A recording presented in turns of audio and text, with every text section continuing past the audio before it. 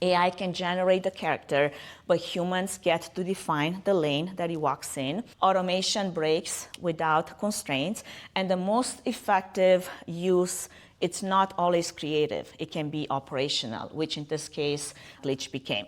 Okay, so let's move into the next crisis, because once we had our bot hijack our communication system, the next question stopped being about creativity. It became more about execution. How do you keep a remote team on track when Slack gets noisy, when the deadlines are fixed, and work streams move at different speeds?